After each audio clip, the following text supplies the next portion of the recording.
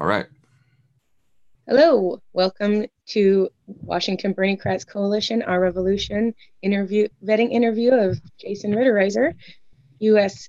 U.S. House of Representatives candidate from Congressional District 8. He is running as a Democrat. Is that correct, Jason? That's right. Excellent. Well, thank you for being here. No, thank you. You're originally from the Ellensburg area? Yeah, I was born and raised in Eastern Washington, grew up in Ellensburg. Excellent. And you are an attorney. Tell us a little bit about that. You're a prosecuting attorney currently? No, I started my career as a criminal prosecutor for King County. And about 4.5 years ago, transitioned to private practice. I work as a labor and employment lawyer, represent employees and fight for workers' rights. Excellent. Well, thank you. Thank you. Of course. Sounds very progressive. I try to be. Yeah. So we posted your vetting form, the answers you provided on your vetting form to our Facebook group. Excellent. So some of this is responses from that. Some of it is our own responses. And then, of course, you saw me at the candidate forum on for Flip the Eighth in Graham. Front row. And most of us were able to watch the live stream. So Great. We also have that. So we're going into this interview with you with far more information than we usually get on people. I love it. So we've been hearing your words, and you have some good words. Well, thank you. I appreciate that. Well, I appreciate the opportunity to talk to you all now, because this is a really big election. And, I had an opportunity to prepare for the interview today and take a look at a lot of the issue statements that you all have online. And I certainly appreciate the not only your views and your collective values, but also the fact that you're unabashed about putting them out and standing up for what I think is right. So thank you. Yeah, thank you. We have a behind the scenes mantra of let your cape blow in the wind. Stand boldly. So I do notice that you didn't support. We're going to start off hard here. Right.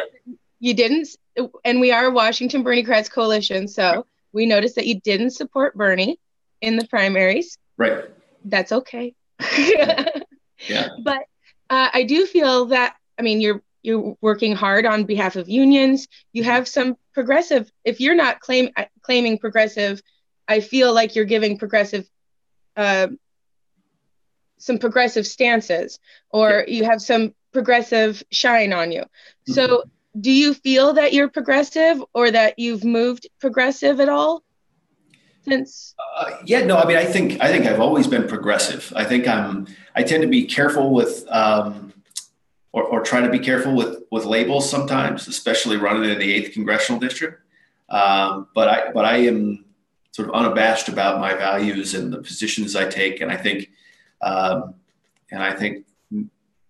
would say almost all would align with a progressive agenda. Certainly the progressive agenda that Senator Sanders has outlined.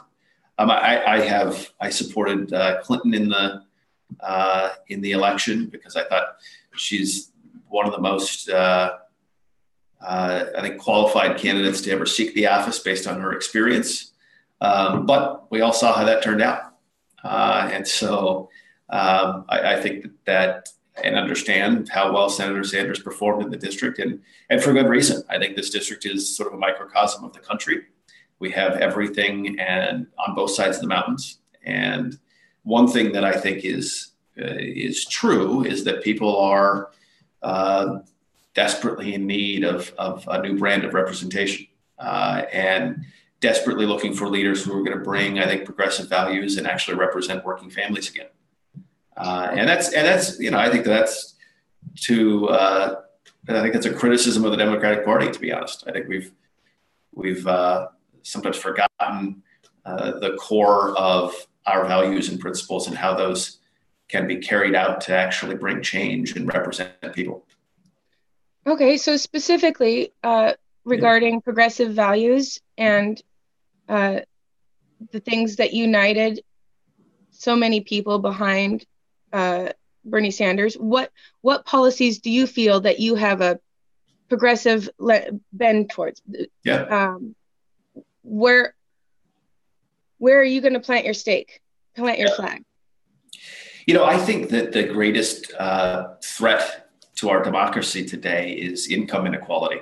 I said that at the candidate forum, and I believe that. I think the gap between the rich and the poor and the failed economic policy in America over the past 40 years has put us in a position that we're in today, where 82% of the wealth that generated in the last year went to the top percent. And that's not only is that a system that is indicative of a broken economic policy, but it's a system that's not sustainable. And it's a system that presents serious threats to our country. And I think the greatest challenge for the next generation of leaders is going to be how we rebuild the middle class in America, and how we focus on economic policies that create prosperity from the middle out, rather than this notion of top-down supply-side economic theory that it just fundamentally doesn't work. Right? I mean, there's about 200 countries on Earth right now, all undergoing the same experiment, which is how to sustain prosperity for their population. And I think we know for certain that top-down economics doesn't work. Nothing trickles down. And I think first and foremost, we need to recognize that income inequality is the greatest threat to our democracy and the challenge with the greatest urgency. And so that's part of why I transitioned practice from being a criminal prosecutor to being a labor and employment lawyer. I saw an opportunity to be on the front lines fighting for working families and trying to change the dynamic in our country. And I've had some success at doing that, but it's been one case at a time. And I want to be able to do that on a much bigger scale. Do you have examples from around the globe that you've seen systems work that you might like to try to implement here? Oh, I see. You mean economic policies from other countries that could be adopted here? Yeah. What's interesting is the solutions that are being talked about, I think, at home range everything from a universal basic income that's actually being tested out in a county in California right now, funded by Facebook, of all things, which is kind of interesting. But I mean, I think that there's opportunity to make incremental progress immediately, especially in Congress. And if you look at countries in the EU in particular, if you look at Switzerland, you look at Germany, they have a much smaller gap between the rich and the poor.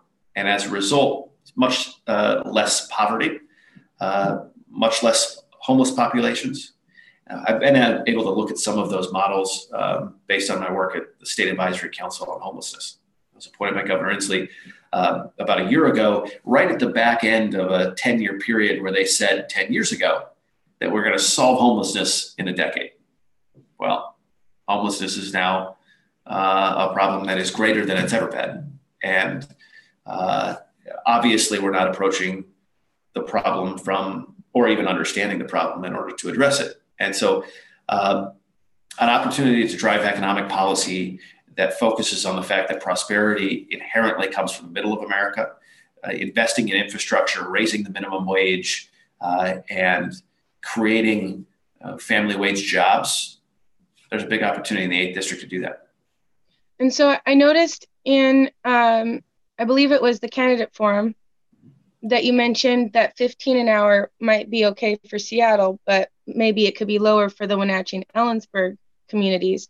Well, I contend that Seattle actually needs a much higher minimum wage to actually be a living wage, whereas 15 might be a living wage in Ellensburg and Wenatchee. And so where do you stand on the difference between living wage and minimum wage? And how do you... explain that. Well, so maybe I wasn't totally clear at the candidate forum. I don't think $15 an hour is a livable wage in downtown Seattle. I mean, it's just not. I think it is probably in Kittitas County. I'm not sure. I mean, it's sort of on that edge in Wenatchee. So does that mean that you are for a 15 minimum wage in Seattle, even though it's not livable, and that you'd accept a lower minimum wage in Wenatchee, even though it's not livable? Or do you want a living wage for these communities? I believe in a living wage, and the best model I've seen deliver that is a model they've actually used in Oregon, where they create sort of regional economic bands based off of a city center, and there is a tiered system of minimum wage that's also tied to the consumer index. Because if we pass a law in Congress that just simply sets a floor of a minimum wage, and then we count on Congress to readdress that issue every couple of years to make sure it's staying up with pace with economic growth, it's just not going to happen. We've already seen that fail, right? And so I think from a national standpoint, because we're going to have, in Congress, you pass federal laws. And I think that there is a role for states to play. I like the Oregon model. And I think that the best way to bring about a living wage is to do two things. It's to create a minimum wage that is a livable wage, and then promote economic policies that actually incentivize living wage jobs. It's part of that's investing in small businesses, part of it's investing in infrastructure. But the first thing we could do, which would have the greatest impact, I think, on a living wage, is to actually pass minimum wage reform. Because right now, at a federal level, the minimum wage is not tied to any consumer price index, and therefore doesn't fluctuate. And that's a problem. I think the combination of Washington's model and Oregon's model is the best way to go. Excellent. Thank you. I'm glad you'll be taking that with you should you go. Of course. And then, so I had, I'm understanding there's a question in YouTube. I don't have that up. Brian, can you? Okay. You actually did a very good job of addressing that question. So we did have a question from the audience on YouTube, and it was in concern with income inequality, which I think we just addressed. And then there was also some questions about single payer healthcare, but I think that we can get to that in due time. Okay, excellent. You got it. I wasn't we've been reviewing so much, I wasn't sure how much so let's see. In pausing to hear from the audience, the other people listening in, I have lost my follow-up question to something else you said. Okay. So if I come back to something oddly. Actually, can I? Oh, yes. Can I ask?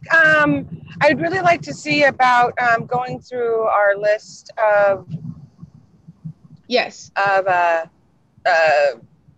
public kind of socialized operations versus public, on what you kind of think about each, where they should be. Yes. Thank you, Rhonda. So we do have a list that we've put together, and so we can travel rather quickly through this list. You can say privatize, socialize, or some that needs to be a combination of socialized and privatized. Public-private partnership. Okay. Yeah, and not even but have a public option and a private option. So there are private schools, but we have a public school system as well. Got it. One may not eliminate the other. Right. So these are in no specific order. Prisons. Prisons? Yes. Should they be private, socialized? No, I don't believe in private prisons. I think we create an incentive to incarcerate people, and that's fundamentally backwards. As a criminal prosecutor, I know the problems with private prisons, and I believe that is inherently a public obligation. Excellent. So schools? I'm a product of public schools. I don't have a problem with private schools. I do have a problem with private schools if they're funded on the back of public school education. So like charter schools? That's a problem. Okay. And then healthcare? I'm a Medicare for All advocate. I think that there are ways we need to make incremental progress towards a single payer system, a system that is based on Medicare for All. And I have some ideas on how to do that, but it sounds like we're going to talk about healthcare separately. Oh yeah. And so if you want to just give Yes. Okay, then we can come back to these as well. Or at the end, you can highlight at the end which ones you're most wanting to explain. So, sure. And then, okay, so Postal Service? I think the Postal Service is a public good. Okay. Utilities? It's a public good. Water? It's a public good. Banks? I mean, banks are sort of a public-private interaction. I think that we need some banking reform and Glass-Steagall, but we can come back. But. And would you support, say, a public bank option like North Dakota has? Yeah, I'd be very interested in that option, especially for the band of folks who are stuck in a payday lender scenario. Right. Public lands and natural resources? Yeah, public 100%. Okay. Infrastructure? I mean, I think that are public investments. I think we can incentivize private industry to build an infrastructure, and that's really the only way we can meet the need. But it's a public good. Internet and cell service? Net neutrality. Okay. Social Security? That is a public good, and it's not an entitlement. It's a public good. There you go. And military and its associated industrial complex? Yeah, that is inherently public. Okay. Foster care? Our foster care system needs to be revamped, and I believe that the best way to do that is by actually funding our foster care system. That's public. And then mass transit, like buses? Yeah. Ferries? I think I look at that as part of infrastructure, okay. and I believe our transit system is a public good. And so we have bus, ferries, railways, and airways as examples. Yep. So, okay. So library? Yes. Childcare? Yeah, I think we need to look hard at creating or at least providing funding for childcare services, or at least changing our employment laws so it actually incentivizes and creates an equal playing field for working mothers. Excellent. Oh, let's just say working parents. Yeah, that's right. Daddies and parents too. Right. I support your right to have some paternity leave. Well, thank you. I appreciate that. So space exploration? Yeah, I think our space is well, it's interesting. I think that's probably, it's a public good. It's a public space. I think that seeing some incentives from the private industry to invest is indicative of a public system that's failing. And then how do you feel about public scientific funding? Yeah, we're already funding public scientific funding. If you look at the vast majority of R&D in America, most of it starts at public universities. True. Elections? I would love for elections to be publicly funded, so I don't have to spend 5 hours a day on the telephone trying to raise money, which is an absurd reality in our congressional politics. Absolutely. And then first responders? Is inherently a public good. Veterans Administration? We have to take care of our veterans. It's a public good. And then community housing? What was the part? I cut out. Community housing.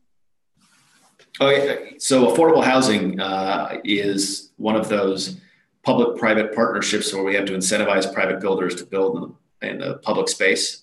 And I think low-income housing tax credits is the best way to incentivize that. Okay. And then you mentioned universal basic income before. Is that something that you can at least support idealistically, even if you think it might be 40 years down the road or 100? I think, look, here's what I would say about UBI. I think it is an experiment in California we ought to pay real close attention to. And it's something that I'm very interested to see how that works. I'm not sure how that would work on a larger scale across the country, but I'm particularly interested in the outcomes that it creates. And I'm also interested in the unintended outcomes that it creates. And I don't know what those would be. I think it's a very interesting idea, and I'm excited that there is some folks looking at what I see as inventive ways to take on income inequality and a challenge in our country that should be getting more attention than it is right now. it's also a response to automation to some degree. And then I like to bring something up that I've never heard anybody else but me talk about, except for the people I've talked about with. But I like to talk about a caregiver's basic income, because that would be, if you're going to stay home with your child, you won't need the government's support going to a child care service. There could go back to your home, or if you've got a aging family member or a chronically ill family member that you're caring for, and then whoever is staying home and doing the caregiving, that would also could be represented in their Social Security, that those weren't years unworked. Right. Would something like that be something you'd be willing to entertain and think about more? Very interested in. I'd be very interested in, especially the prong about the fact that, you know, if working mothers or fathers or decide to take care of a child at home, or a parent or an aging parent, that somehow they're penalized in our Social Security system as a result of that. I think that's a problem, because it's work. I mean, it is fundamentally work. And I'd be very interested in learning more about how that would work, and also talking about it as a part of a solution toward income inequality, which has, by the way, it's not one issue that's causing income inequality. It's a multitude of issues that are complex in nature and things we need to address, I think, from a 360-degree perspective. Okay, excellent. Thank you. And then Brian, would you like to address the YouTube video or question? So we do have another question from our audience. So thank you, Supreet, for watching online. Please share. She says, you mentioned public-private partnerships for affordable housing. Yeah. How does it make sense to add profit motive to low-income housing? There are horror stories in the current system of public-private partnerships in low-income housing. Here's why. Because in order to build in enough affordable housing units, we're at about 20,000 units per month that we're short in King County, which is an incredible number. In order to build in the affordable housing space, we have to incentivize private business to do it, because not only is it incredibly expensive for the federal government to purchase and operate and run low-income housing units, we simply don't have the bandwidth to do it. So the best way to do it is to incentivize private industry through tax credits to build in the affordable housing space and to operate affordable housing units. The challenge, right, is that there are horror stories. I mean, if you look back to the 70s and 80s when we attempted public housing, you don't have to look farther than Chicago and Cabrini Green to understand the devastating effects of public housing got wrong, right? And so we need to make sure that when public dollars are being used for affordable housing units, that we're keeping in mind the outcome and we're driving toward the outcome we desire, which is to keep folks integrated in the community from a housing first perspective. And that's a solution I think we've gotten better at over time. We're not perfect yet. But if you look at how low-income housing tax credits have been used, it's the best solution we have now toward making sure that folks aren't sleeping on the streets. Well, thank you for answering. I don't know if you will have swayed this person. Okay, that's understood. But I do want to go into healthcare a little bit. Yeah. On your vetting form, you mentioned a Medicaid for all system. Was that national or state? Medicare for all, and I think the solutions that I have outlined towards getting us toward Medicare for all system include really sort of three steps that I see as an opportunity to make progress toward a Medicare for all system, and also convince and bring along those skeptics that still exist. And so I think the first solution is to lower the age requirement for Medicare from 65 to 55.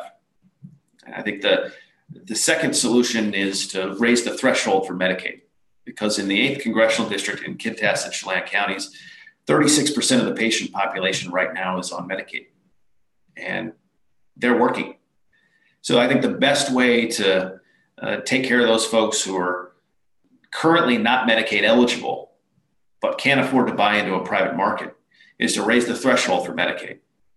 And then to also offer a buy-in option before you reach eligibility at 55 years old for Medicare. Because I think there's a perception that when the Medicare system was created, it was just sort of implemented and it took hold across the country all at once. That's not true. It implemented in some states and they realized the benefit of a public option for those who are 65 years or older. And we made progress towards Medicare incrementally. And I see that really that's the way to get there in our government, because we're not going to get a Medicare for All bill through a Trump administration. If I had an opportunity to vote for a Medicare for All bill, I'd vote for it. But I want to also offer solutions in the interim because our healthcare system is broken and we simply can't wait until there's an entire Democratic coalition in the House, Senate, and the presidency. But you will sign on to support the bills when you're there, even if they don't have the votes to pass? Yeah, I think that's how progress is made in America. We look for the end solution, we support the end solution, and we come up with compromises and we come up with progress in a way to reach that end solution. And do you think oh, go ahead, Rhonda. Oh, sorry. I was trying to get a word in and I didn't realize I was on mute, so thank you. I'm Rhonda, and I am on the steering committee with Whole Washington. Have you heard about what Whole Washington is doing in Washington State with I-1600? It doesn't ring a bell to me. I-1600, I'm not sure. Okay, so it is a universal health care initiative that was put together kind of doing what you're talking about, but within all one fell swoop in Washington State. Yeah. It is expanding the Medicare out, of course, and then the Medicaid up, but increasing, the payout that the providers would get because there's not much incentive, right, which is a problem. We're gathering signatures now to be on the 2018 ballot. There's a lot of excitement behind it. And it'll save Washington State $9 billion a year. That's great. I would really love and encourage you to take a look at that initiative, because I think you would understand where it's coming from. What you were saying is right along the line. So I'm really liking the, some language that you're using there. I think that's great.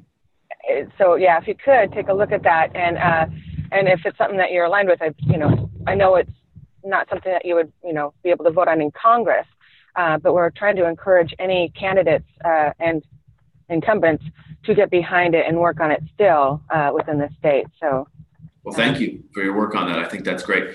I can see my staff fervently looking it up right now. Excellent. Wonderful. It's a beautiful initiative. We had Gerald Friedman, who is the leading economist who studies on how to pay for Medicare for All. He did our study. It's complete with the funding in it. It's the most complete initiative out there. And Washington State can really set the tone on how we can get it passed nationally. Yeah, I mean, you bring up a really good point, right? I mean, states creating systems that actually work is how the federal government ultimately gets behind a goal, which must be universal healthcare, because I think healthcare is a right in America. And so you are wanting to start with incremental changes. How we are in a Trump presidency, we are dealing with Republican control in the Senate and Congress. Right. So how do you pass these incremental changes? Do you think they have bipartisan appeal? And remembering that there's a lot of money in politics, do you think the people paying the bills will allow these to pass any more readily than they would allow anything else to pass? Yeah. And let me be clear about one thing. I don't prefer incremental change. I'd prefer to have a Medicare for All system tomorrow. But I think incremental change is going to be necessary. And part of the way to make progress is to convince folks on the other side of the aisle to sign on to your legislation. That's how you ultimately, I think, can move the ball in politics. And so the first thing I would do is try to lower the age requirement for Medicare from 65 to 55. And the way I would do that is to explain to folks that our law enforcement and our firefighters are eligible to retire between 53 and 55 years old. And no one does because they can't afford health care. In Washington State, there's not a single guild or a single firefighter union that has the ability to offer health care to its members because it's so expensive. And so I would position it as a bill to help those public employees who are eligible to retire at the age 55 but can't, because it would be hard, I think, for Republicans to not make progress on legislation for police officers and firefighters and public employees. And I think that's a way to create a bridge to the other side, to say, hey, we need to lower Medicare because it's going to benefit a lot of the folks that are your base. I'm pretty impressed by that answer. Well, thank you. I appreciate it. Look, we got to be creative in finding solutions to get the other side on board. And I think it'd be hard for Republicans to take a vote against police and firefighters, even though I've earned some of their endorsements. I think it'd be hard for them to go back and say, I'm voting against this bill, because I'd be able to say you're voting against police officers and you're voting against law and you're voting against firefighters. And that's how you need to force compromise, I think, in a Congress that's broken. Excellent. Well, thank you. And then I do have, we'll probably have to come back to healthcare because it's so big, but with talking about police and first responders, yes. It reminds me of some of those topics. And I remember at the candidate forum, the subject of I-940 came up, the De-escalate Washington. And yeah. I do apologize. I meant to review the answer. Sure. So it's mostly a recollection. Yes. Were you, and I did write some notes. Sure.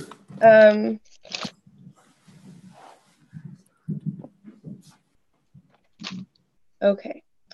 Yes. So, and I know I can't remember if the de-escalation asked that prosecution of police officers, I can't remember if they asked if prosecution of police officers be allocated outside of their locality or not. But so I don't remember if that's about this, but why I bring it up is because I do remember you saying that you trust local prosecutors. So whether or not I-940 does address that, do you disagree that that prosecution of police officers should be determined by somebody outside of their department, locality, people who don't have a social connection with them? Yeah, so part of the, and to be honest, I don't know if the de-escalate, I don't think the de-escalate Washington in its current form addresses that part of the issue. Here's what I do know is a problem. When a local law enforcement agency investigates its own law enforcement officers when there are complaints about use of force. And that's broader than just a police shooting. I think use of force in law enforcement often is investigated by its own internal affairs division. I know a bit about that. And while there are some investigations that are appropriate for internal affairs, there are some that aren't. And I think it's really, really important that we bring an objective perspective when we're determining whether or not our law enforcement officers are using force appropriately and in appropriate situations. And that includes force from going hands-on with an individual all the way up to deadly force. That's an unfortunate reality of our society today. And so I'm particularly interested, and I will say that from a prosecutor's perspective, there is a division between the King County Prosecutor's Office, for example, and the King County Sheriff's Department. I mean, they're very distinct entities, despite the fact they're both employed by the county. So I do see that there is separation from a prosecutorial standpoint with law enforcement agencies, but I think it's a requirement that we have objective fact finders objective decision makers when we're determining whether or not a law enforcement officer acted appropriately in a challenging situation. Okay, excellent. And so I, in a conversation I had with De-Escalate Washington, I did learn the difference between education and training. Education apparently comes before you're a police officer, and training is something you get as a police officer. So, shoot, it's hard to phrase. Sometimes I just want to share information or an opinion, and I try to hide it as a question. No, go ahead. I'm just going to say it.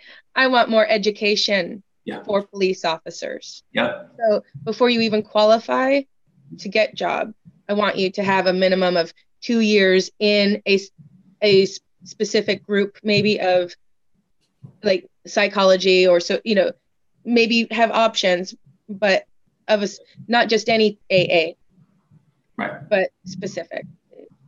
How do you feel about that? Yeah, what's my thoughts? Sure. You know, this is something I actually know a lot about. So I grew up in a law enforcement family. I've also served as a criminal prosecutor, been around law enforcement for a really long time. And I'm also fortunate to have come up in a law enforcement family. My dad was talking about community policing before that was a thing. In the 1980s, he was working on domestic violence task forces before that was a thing. And he was preaching the notion of community-based policing in creating safer communities that got some attention because it was a newer idea, but it was an idea that was really born out of campus law enforcement, because the dynamic of a law enforcement officer on a college campus must be sort of integrated with younger college kids as part of the fabric that you're protecting. And so it was an easy dynamic for him to navigate and to talk about in the 1980s before it became popular, because they saw really good outcomes when they actually used community-based policing techniques, where the law enforcement officer is in the community, not wearing what looks like SWAT gear driving down the street, but rather on the street corner, talking to folks that live there, getting to know the people in the community so that there's a trust relationship between law enforcement and the community. And I think a big part of that is education and training. Our police academy, I actually know a lot about the training aspect of law enforcement officers. I've actually litigated those issues before in civil practice as well. And so my concern is that they're very department-based. In other words, if you're at the Bellevue Police Department versus the Seattle Police Department versus another department, there's some similarity, but there's almost zero baseline requirement when it comes to what the education ought to be before the person is actually on the streets policing, and what the training ought to be during a 12-month probationary period. The only requirement is that there's a 12-month probationary period. So I'm very interested in in creating sort of a uniform standard that makes sure that all of our law enforcement officers have the best education and the best training before they're out interacting with the community. Because the last thing we want is law enforcement officers who are undertrained, underprepared, and underfunded to do a tough job.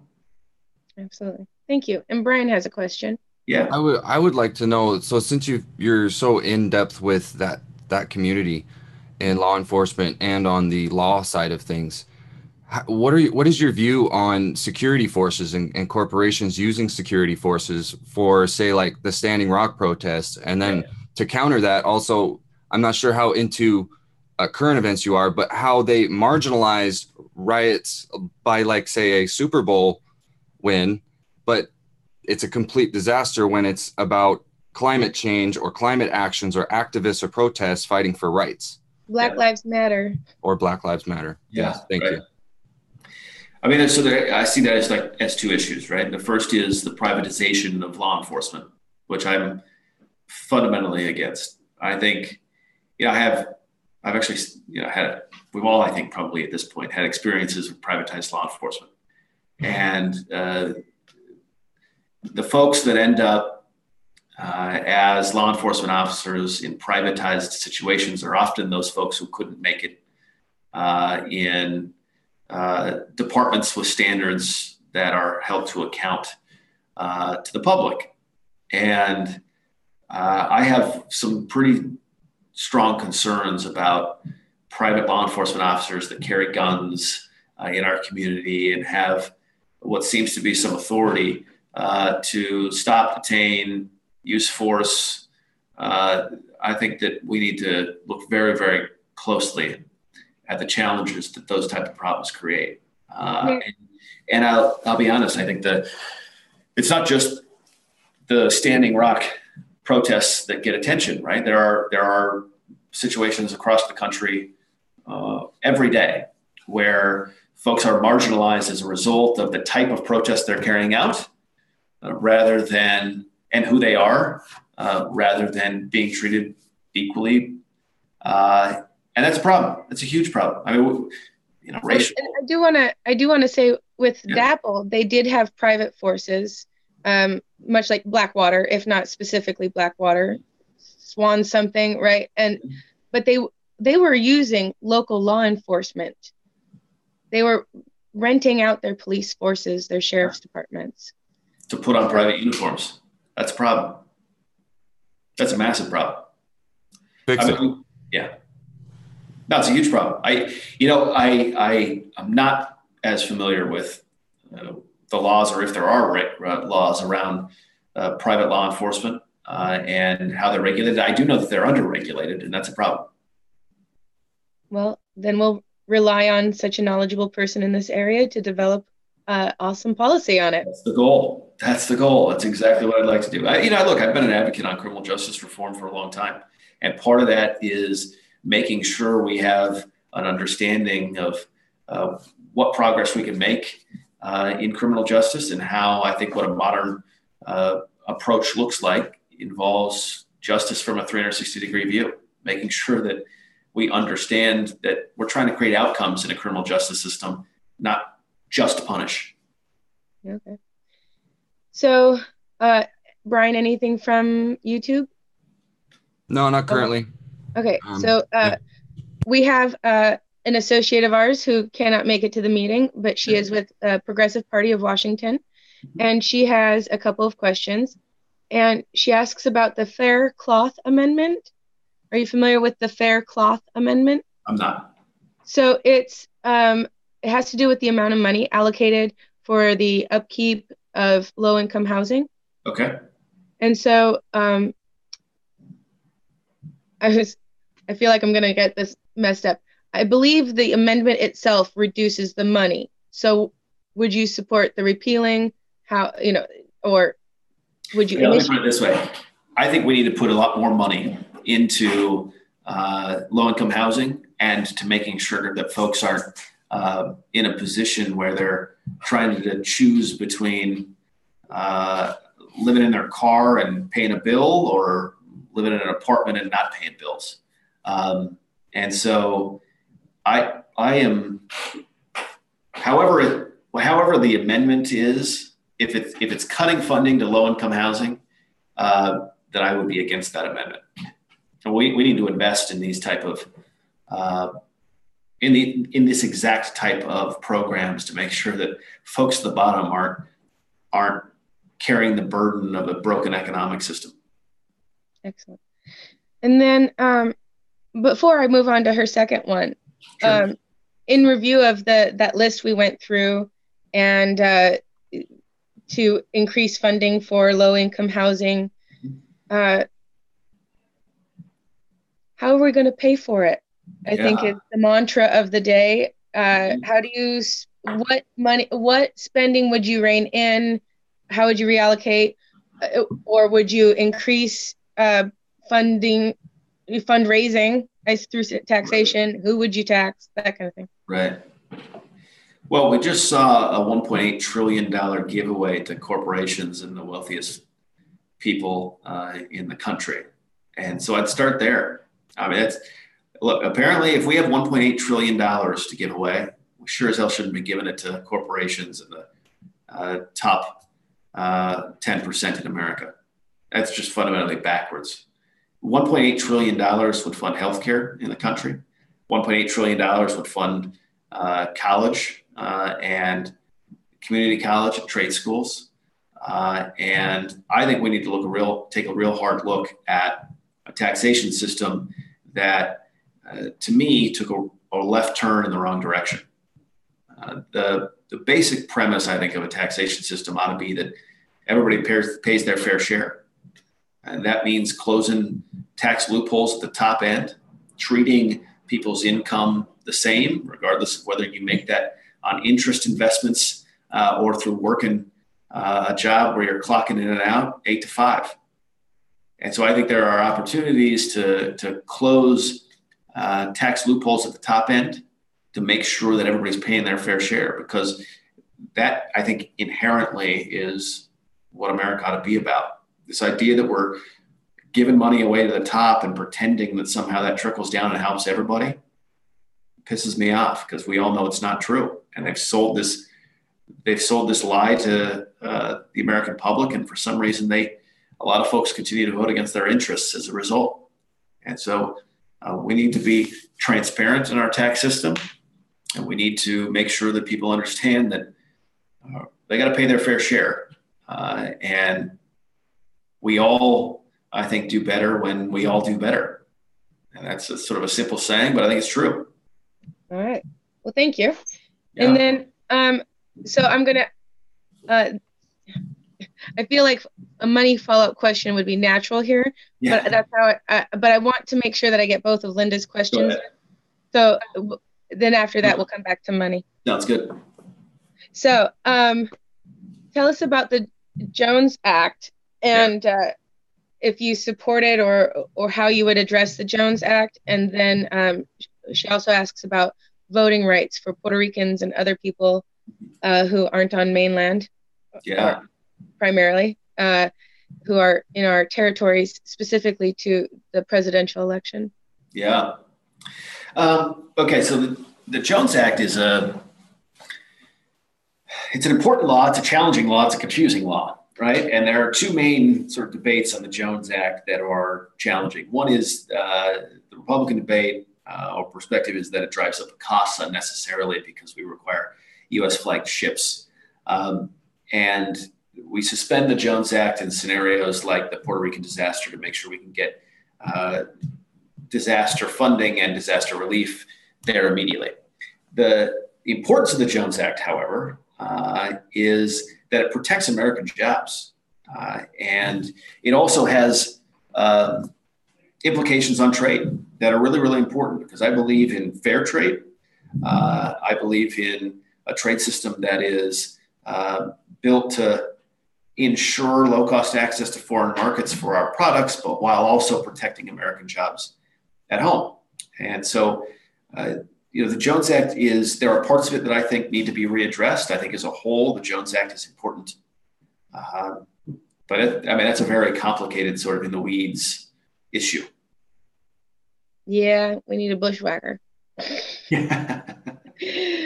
All right. And so, and voting, should they, are they American citizens? And if they are, should they not be allowed to vote for president and have representation? Yeah, it's funny. They have, so in the U.S., my aunt and uncle actually live in the U.S. Virgin Islands, believe it or not. And they get a non-voting member of the House of Representatives, which is, I don't know what that means. Like what? So what do they do? They just watch and then report back? That's crazy, right? I mean, the problem, right, is that was orchestrated in a system in which we don't have a 24-hour news cycle, right? All you got to do is turn on the news. They were literally designated as representatives to go back and report what's happening in our nation's capital. And we need to look at that again. I mean, I think U.S. citizens should have a right to vote.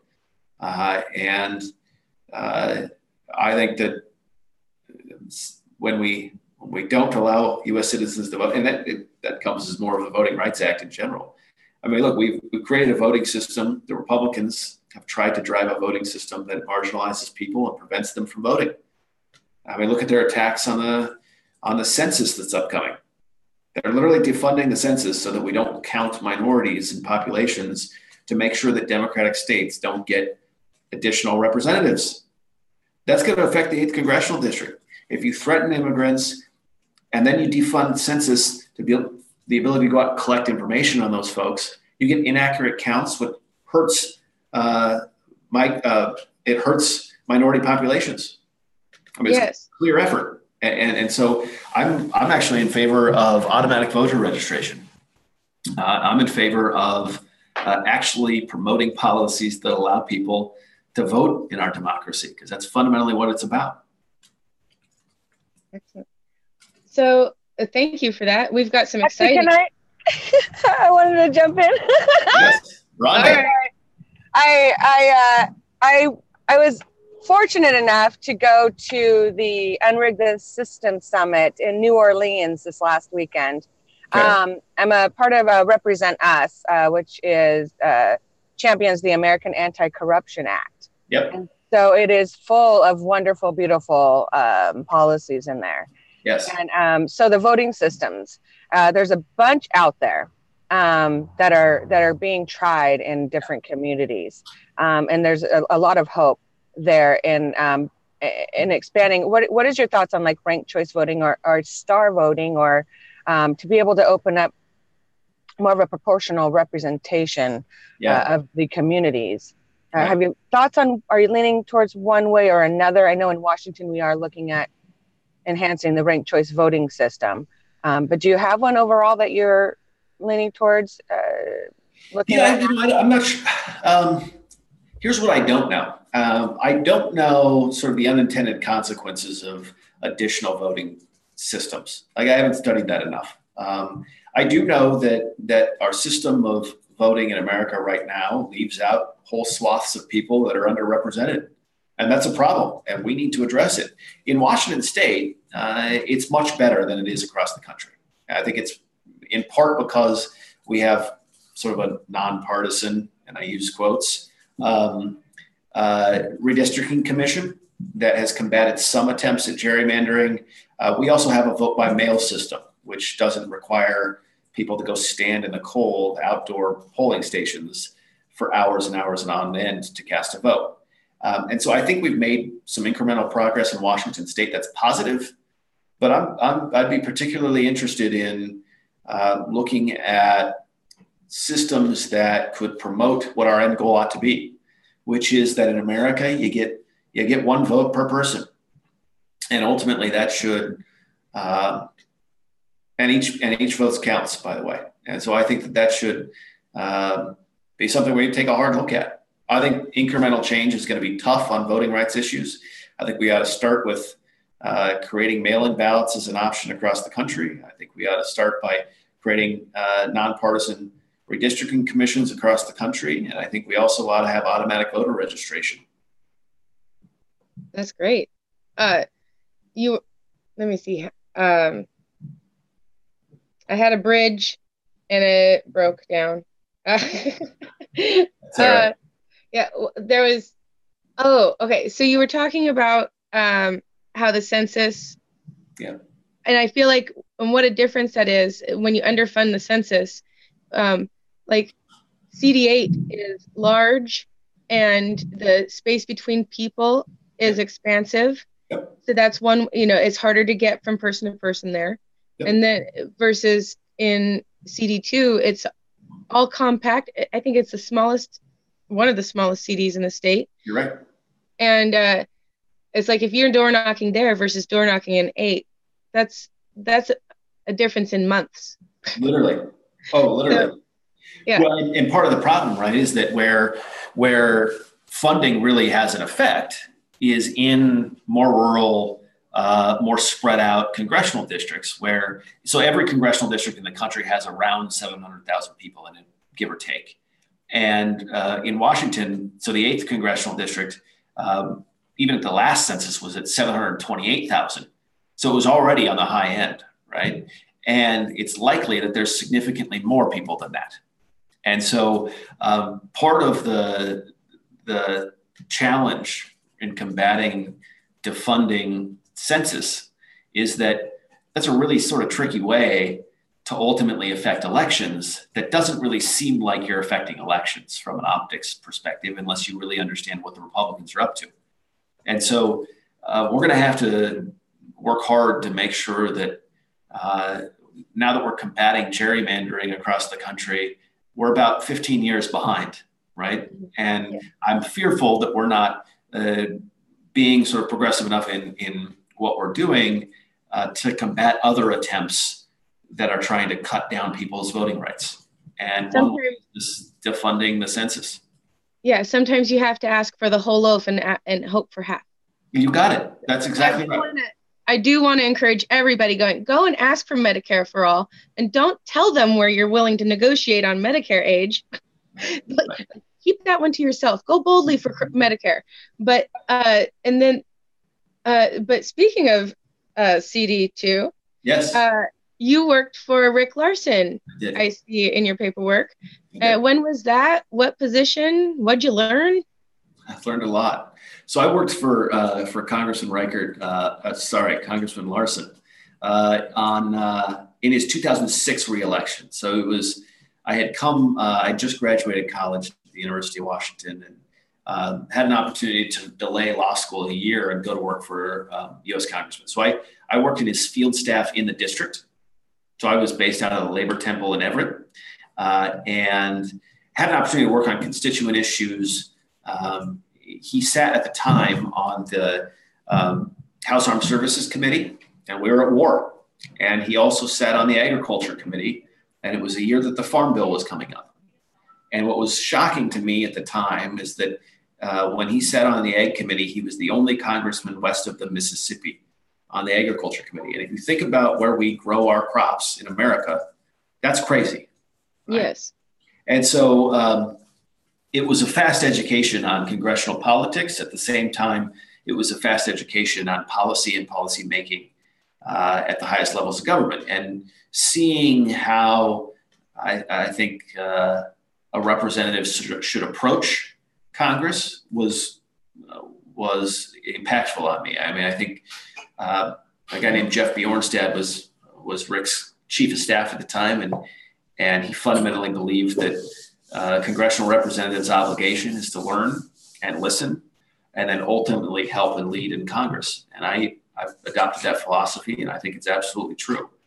And I also learned how politics can help people.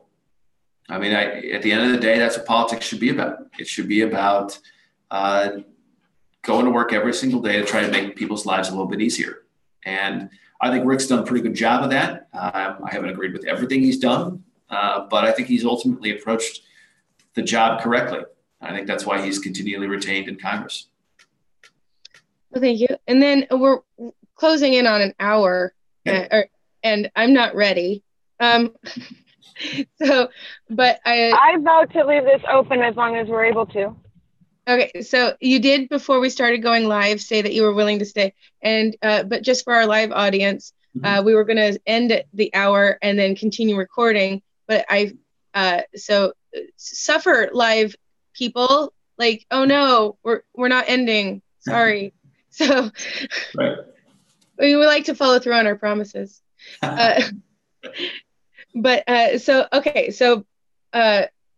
But for editing purposes, I'll ask one more question, allow you to wrap up. And the last question might have some follow-up nuance or something. We'll leave the door open. And then we'll wrap it up. And then at that point, we'll end the live stream. And if you want to stick around and have more discussion, again, that's up to you. Happy to do it. Okay, so the next question is about campaign financing and how you're financing yours. So please tell us about that.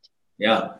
Well, let me start with the overall overarching issue, which is dark money in politics. I think dark money in politics undercuts our democracy. I think the Citizens United decision is quite possibly the worst legal reasoning in the history of the United States Supreme Court. And the fact that that has had such a drastic impact on our political system is scary. And we need to, as a Congress, try to take back control of some of this dark money in politics. And I think the way to do that is through transparency and accountability.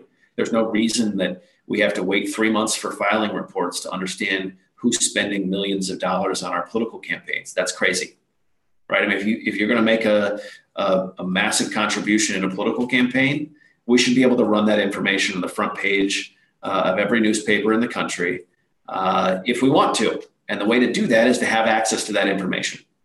And so I think the way to combat dark money in politics in the short term is to actually create transparency and accountability in a system that is filled with dark secrets about who's funding our campaigns.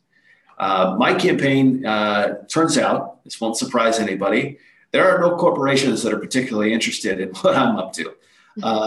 And I'm not particularly interested in their influence on our politics either, other than I've been trying to combat it.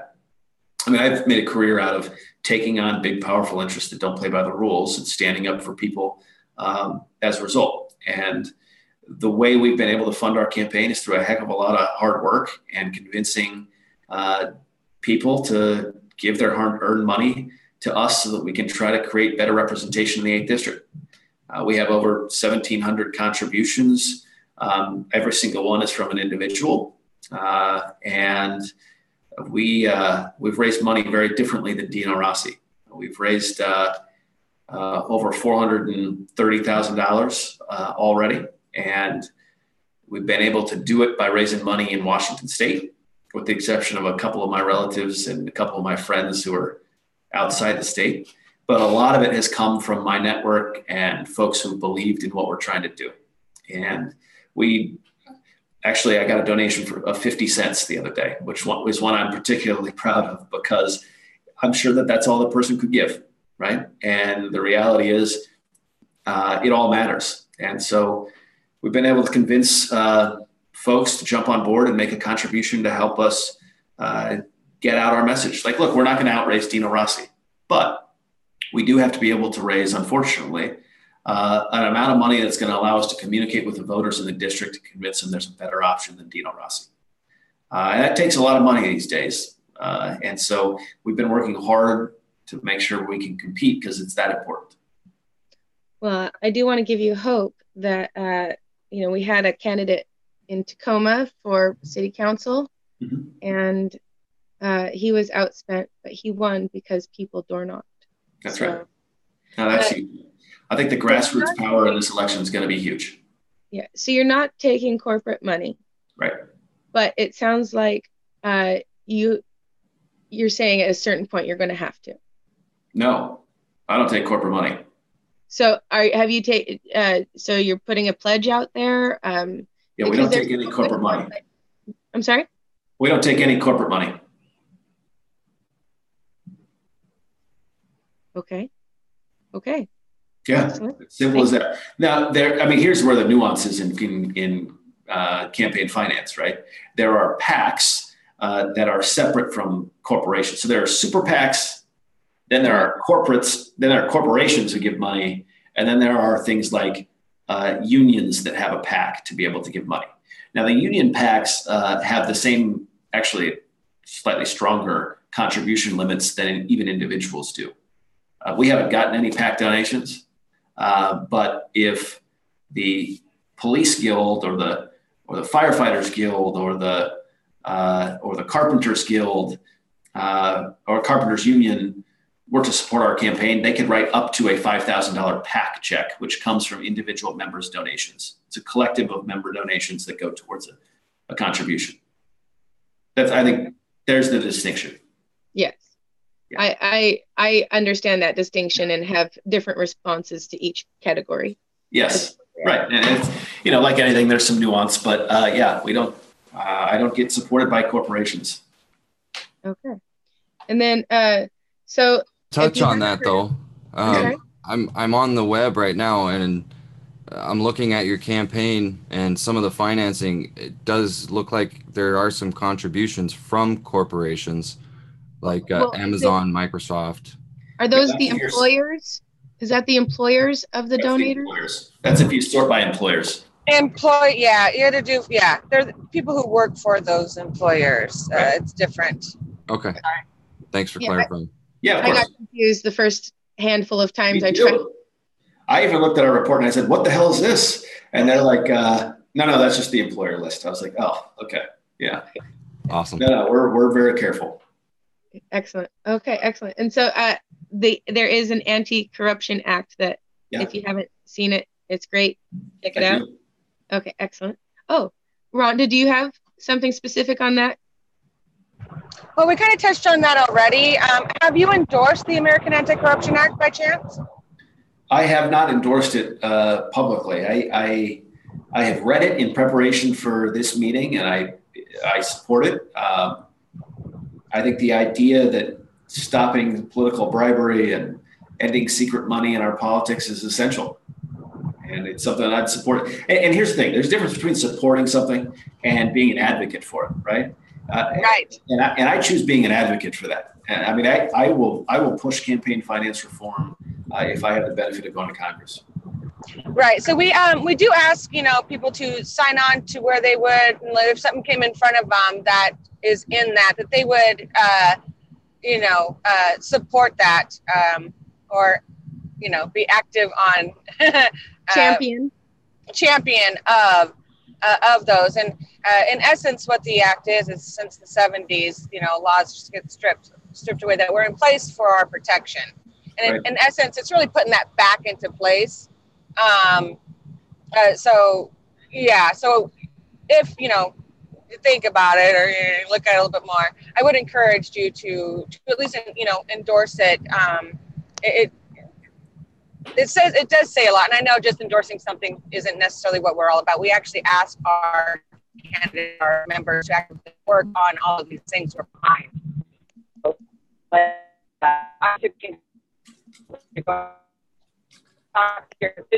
About that, sometimes our connection gets a little weak when we're moving around and stuff. I think I got the gist. Rhonda, we lost it just for a second, but I think I got the gist. I apologize. Nope, you're back. You're back. You're good. I apologize. But we ask our candidates or our members to go out and actively work on the.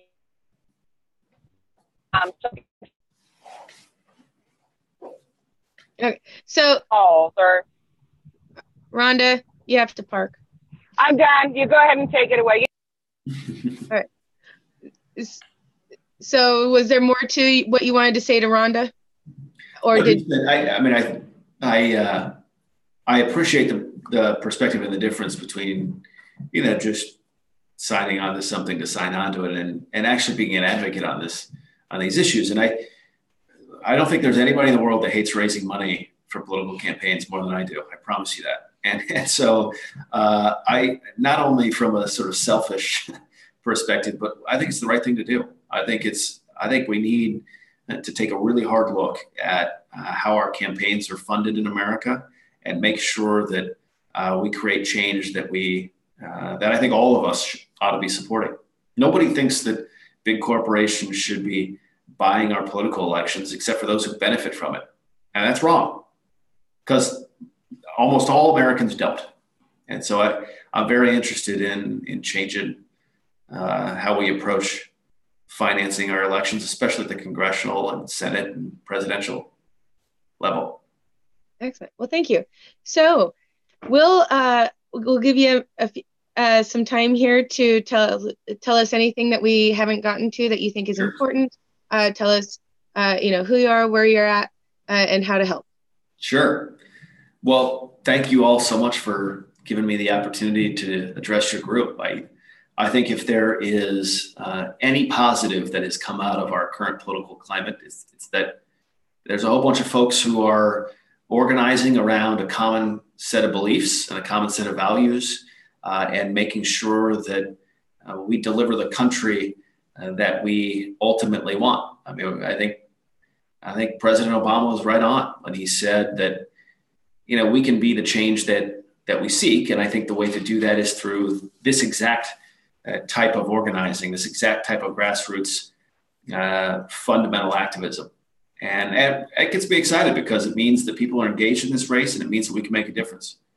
I have to say my name over and over again because I got a funky last name to make sure people know it. So my name's Jason Rittereiser, and I'm running for Congress in the 8th Congressional District to be a voice for the middle class and to stand up for working families and to take on a Washington, D.C. that's broken.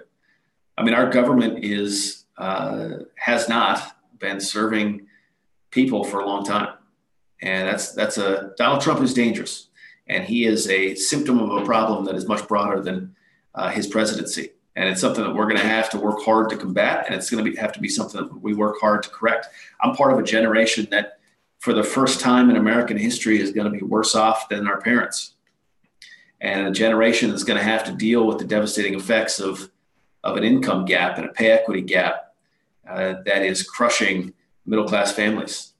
And I'm also part of a generation that's going to have to deal with the real effects of climate change and a national debt that has put us on our heels. And I think that there's an opportunity to bring some new leadership, some fresh perspectives, and some real activism and progressive values to the other Washington. And that's why I'm running for Congress. I think, I would be absolutely honored to have your group's endorsement. I think that what's important, by the way, about Senator Sanders' perspectives is that they resonate in this district. I mean, he won something like 70% of a primary vote in the 8th district for good reason, right? Because folks are tired of a system that's broken. There is a populist bent to this district that I embrace, and something that I want to take to DC and create some actual change. And so I really just can't thank you enough for taking the time to hear about me and giving me the opportunity to answer your all's questions, because this is fundamentally what politics are about.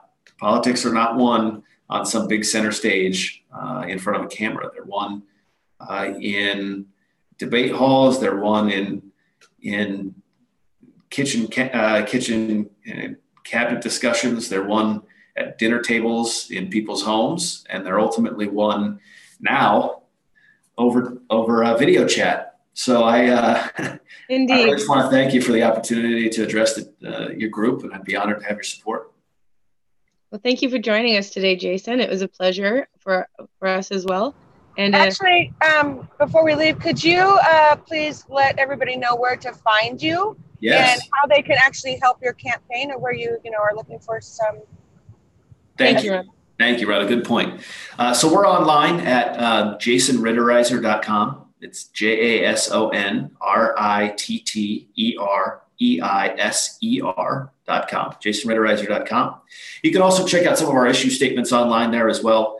We're on Twitter at JRittereiser. We're on Facebook at Jason Rittereiser for Congress. And there are a couple of ways to support. One is to make a contribution online. Anything helps. The reality is, money in congressional politics translates directly to voter contact, and that's why it's important. The second way to help is to host gatherings and invite me to things you think I should be at. Invite me to events or opportunities to speak to groups or speak to your network to create awareness of our campaign and create awareness of the importance of this race in this district. And finally, volunteer. You can sign up to volunteer on our website. And there's opportunities to get involved from day-to-day tasks to weekend events and everything in between. Thank you so much. Okay. All right. Well, we will end the live broadcast at this point. Thanks all. Thank you.